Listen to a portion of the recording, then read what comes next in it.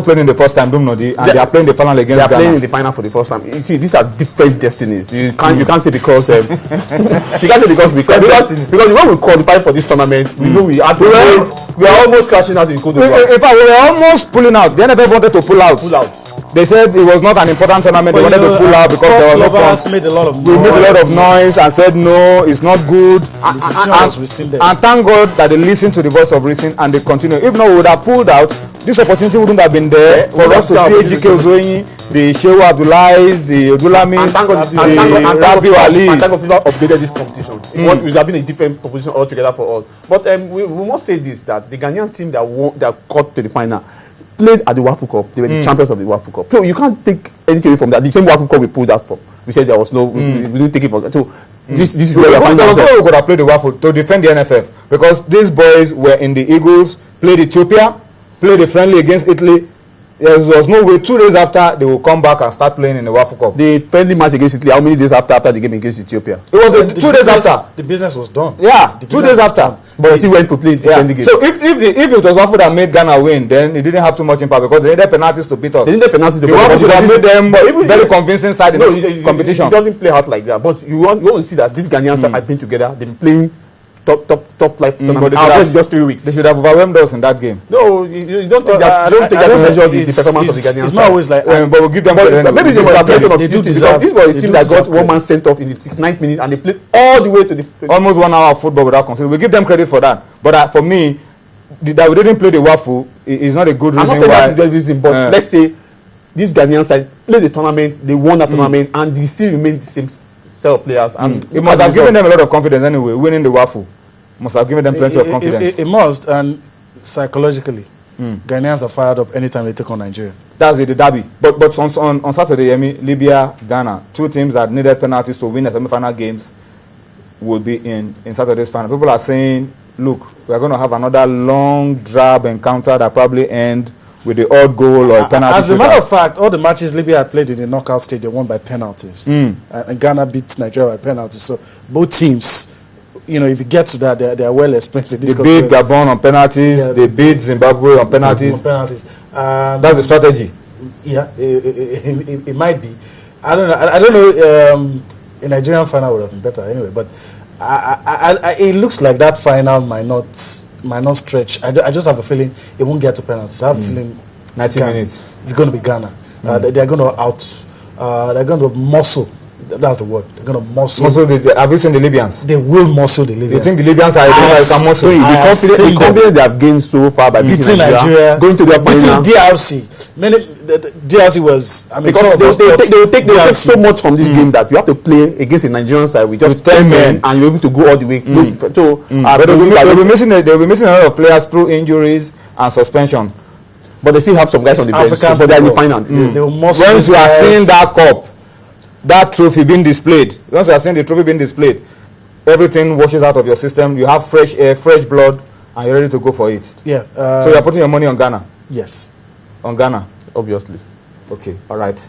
I'm not sticking out my neck anymore. I was predicting that Nigeria was going to beat Ghana so convincingly. It didn't happen. I'm not sticking my neck out anymore in this competition because anything can happen. I was putting my money on Zimbabwe as well to beat Libya. It didn't happen. I put my money on Gabon to beat Libya. It didn't happen. I'm not betting against anybody. I'm just going to watch the game. What I'm hoping for is that Nigeria will win the third place game, losers final, and have something to show for their first ever outing at the CHAN. Okay, let's come back home. Let's go to Kano. Let's go to Kano very quickly. At the time when we were thinking about Kano Pillars not naming a new technical advisor, that even Super Eagles didn't take this long to announce a new technical advisor. The story coming out of Kano is that at last, the Kano State government have endorsed the choice of Okemodi as the new technical advisor of Kano Pillars. So Okemodi, that's the man that will be in charge of Kano Pillars. He's been in charge of Rangers, in charge of Enyimba. Where has he not been? Now he's going to tinker Pillars for the season, not just in the Global Premier League. They have their eyes on the continent. Yes, you know why Jackson. They have 2 coaches in mind. They have the Kana. It was between Emodi and Kadori Kana. 2 Champions League winner.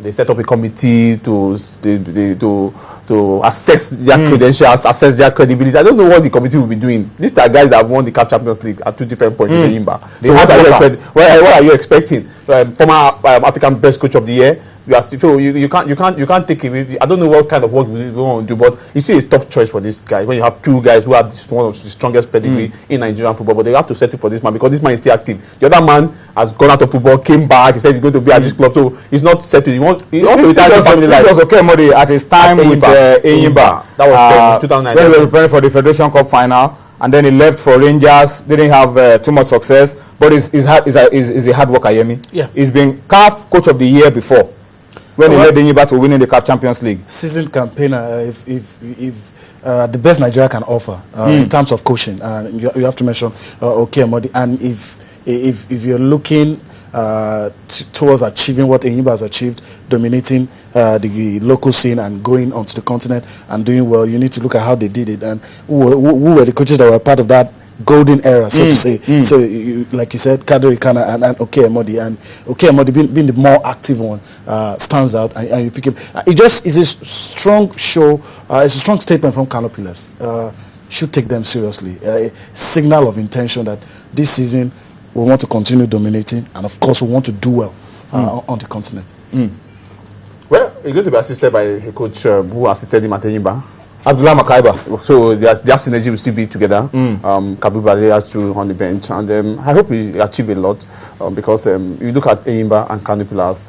When he achieved that with Enyimba, we know the momentum was still very fresh because the coach that handed over to him had won the Champions League, so he's still very fresh from winning the Champions League. But after then, he never had any, because we remember the circumstances that resulted in leaving Enyimba. Because after they lost out in the semi-final of the CAF Champions League that year, they lost to Atlanta in the Federation Cup final. They came close to winning about 2 trophies. They ended up winning nothing. So it became a big issue. So you have to move. You have to move to Rangers. We saw what happened to Rangers when he was at Rangers. So I hope he succeeds. Kano Pillars is going to be a better game for him because of the kind of support he's going to get. The players at their disposal, the guys that went to Chan will be back. So Kano Pillars has a loaded squad, but the CAF Champions League is a different ball game. Their first game, I don't like that team they are playing. Congo. AS Vita Club of Congo. They have 7 players in the Congolese national team. The Pillars have 3 players. 3 players, and they have those ones have 6. And those ones. And Congo did not cover from their group. And they played in Congo qualified to the quarterfinal. Congo DR. No. The AS Vita of Congo. It's of Congo, not of Congo DR. It's Congo. They are missing the Congo team. All of those things doesn't really matter. Just prepare well, and I have a feeling Kano Pillars. But was the Congo team that knocked them out last year too? Yes, now. AS Leopard. So I don't envy that first round, that second round clash between this team. I beg your pardon. Pillars have to really put everything into that game, and it's close by. It's just a week from now. It's a week from now. So these boys in Chan, once they get back, maybe a day or 2 of rest, they're ready to go off to Congo again. It's a crucial game. And I hope not just for Pillars, all our teams on the continent. I hope that 2014 will be better than 2013. I hope the nightmare will not have the same nightmarish experience we had last year. I'm rooting for Kano Pillars all the way. I've been impressed with the way the team has been playing last 2 seasons. And I hope they'll be able to translate that dominance on the continent and probably go all the way to achieve what Enyimba achieved some years back. Okay, I think I should spend some time before we talk about the Globe Premier League season. Let me just take a few of the comments that are already coming through on Twitter. Akindele Opeyemi at Ope_Akindele. I commend the Super Eagles. Keshi said we should not expect much from them, but they've tried to come thus far. I wish they won. Yes, we all wish they won, but we have positives to pick out from the team. Gentlemen, I think we need to allow Keshi go on a break for like a month so that they can be refreshed and they can think properly, because it looks stressed at the Chan. It looks stressed. For some people who will not agree with you, they'll tell you that 5 million naira is not. No. No amount of money is worth your life. So yes. I'm saying for those who will not agree with you. Yeah, because once it comes back in March, it's going to stay on that job till the end of the World Cup. No break. And immediately after the World Cup, just a week, a month or 2, 2015 Nations Cup qualifiers will come in. So I think it needs, if he renews his contract, I think he needs a rest to cool down, refresh his, recharge his batteries, and get ready to power on. Yeah, I think that's the best way to go, because you don't overlabor a willing horse. It might just break down, and that's, I mean, just looking at his face. Keshi is facing what Brazilian coaches, what coaches of England face. You have a nation where 150 million people think they know your job more than